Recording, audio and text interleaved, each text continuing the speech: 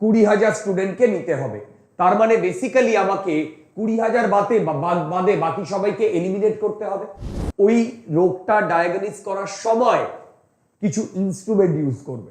এবার ভেবে দেখো, এমন একটা সাবজেক্ট যে তোমাকে কনফিডেন্স দেবে, যে তোমাকে যে কোনো ডিসিশন মেকিং এ হেল্প করবে।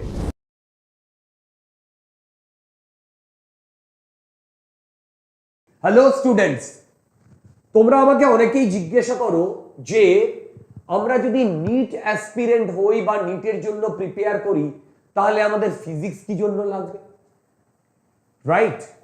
দেখো, এই কোয়েশ্চেনের তুমি অনেক উত্তর পাবে, অনেকে অনেক রকম ভাবে ইন্টারপ্রেট করবে, কিন্তু আমি যে জিনিসটা বলতে চাই সেটা হচ্ছে, ফার্স্ট কথাটাই হচ্ছে নিট যে এক্সামিনেশনটা সেটা কোনো বোর্ড এক্সামিনেশন নয়। যেহেতু বোর্ড এক্সামিনেশন নয় সেই হেতু এইটা এলিমিনেশন টেস্ট। মানে যদি 10 লাখ স্টুডেন্ট পরীক্ষা দেয় তার থেকে আমাদের ধরো 20,000 স্টুডেন্টকে নিতে হবে। তার মানে বেসিক্যালি আমাকে 20,000 বাদে বাকি সবাইকে এলিমিনেট করতে হবে। এই যে এলিমিনেট করা হচ্ছে, এই এলিমিনেশন টেস্টটাই হচ্ছে তোমার এই NEET.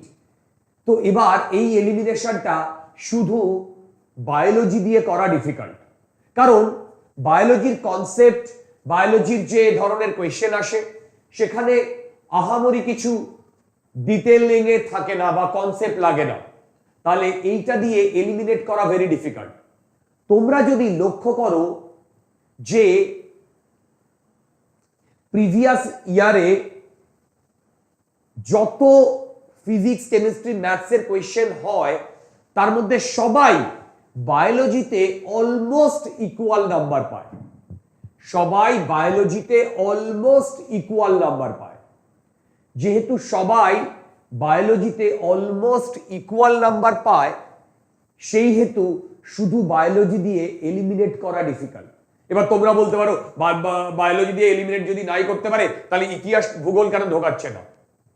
Right, that is a valid question. But physics হচ্ছে একটা ইউনিভার্সাল সাবজেক্ট।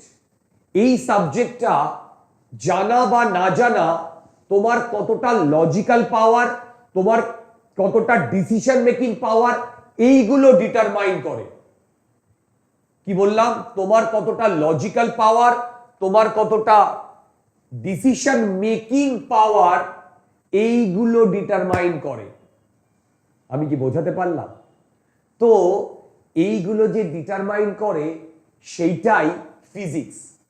এবং ভেবে দেখো, তুমি যখন ভবিষ্যতে ডাক্তার হবে সেখানে যে তুমি শুধু কোনো রোগটাকে, ডিজিজটাকে ডায়াগনাইজ করবে সেটা নয়।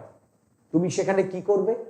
তুমি সেখানে ওই রোগটা ডায়াগনোস করার সময় কিছু ইনস্ট্রুমেন্ট ইউজ করবে। এবার ভেবে দেখো, সেই ইনস্ট্রুমেন্টগুলো মেশিনারি ইনস্ট্রুমেন্ট, তার ওয়ার্কিং ফাংশন তুমি যদি ভালোভাবে না জানো তাহলে তুমি বুঝতে পারবে না এর রেজাল্টও কোথায় ভুল দিচ্ছে বা খারাপ দিচ্ছে বা রং দিচ্ছে। তো সেই কারণে সেই মেশিনের আন্ডারস্ট্যান্ডিং এর জন্য কিন্তু টু বি ফ্র্যাঙ্ক ফিজিক্সটা আমাদের দরকার। প্লাস ধরো আমি কোনো অর্থোপেডিক হলাম, সেখানে আমাদের যে বোনের মুভমেন্ট গুলো, যে জয়েন্ট গুলো সেখানে যে কাজ করে সেগুলো তো ফিজিক্সের ল মেনেই কাজ করে, তাই না? কতটা মুভমেন্ট করলে, কতটা ঘুরলে, কোনটা কতটা টুইস্ট হবে, রাইট? প্লাস সিম্পল যদি আমরা রেডিওলজি নিয়ে কাজ করি, যেখানে আমাদের কেমোথেরাপির ব্যাপার থাকে, বা এক্স-রে নিয়ে কাজ করি, এই সব ইনস্ট্রুমেন্ট বা এর যা কনসেপ্ট বা এর যা প্রিরিকুইজিট সেগুলো তো সবই ফিজিক্স। তো ফিজিক্স একটা essential subject, it is a subject of everyday life. সবারই মনে হয় আমার ফিজিক্স পড়া উচিত। তো সেই কারণে ফিজিক্স তোমার এই নিটের এক্সামে অলওয়েজ থাকবে। তোমরা এরকম ভাবার দরকার নেই যে ফিজিক্সটাকে যদি হাটিয়ে দিত তাহলে আমি অনেক বেটার র্যাঙ্ক করতাম। ব্যাপারটা তা নয়।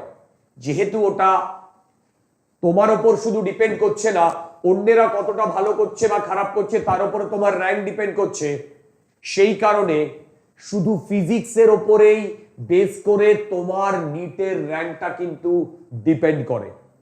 তো এ কথা ভুলে যাও যে তুমি ফিজিক্স ছাড়া নিট ক্লিয়ার করবে। একটা ইন্টারেস্টিং ফ্যাক্ট বলি, আমার যত বন্ধু ডক্টর হয়েছে, যাদেরকে আমি খুব কাছ থেকে দেখেছি, কারেক্ট, তারা এখন সব কলকাতার নামি নামি ডক্টর, তাদের মধ্যে যারা বেস্ট ডক্টর হয়েছে, আই রিপিট, যারা বেস্ট ডক্টর হয়েছে, তারা, আমরা যখন পড়াশোনা করেছি 11-12-এ, তখন ফিজিক্সে তারা ভেরি স্ট্রং ছিল। শুধু ফিজিক্সে না, তার মধ্যে অনেকেও ম্যাথসেও দুর্দান্ত স্ট্রং ছিল।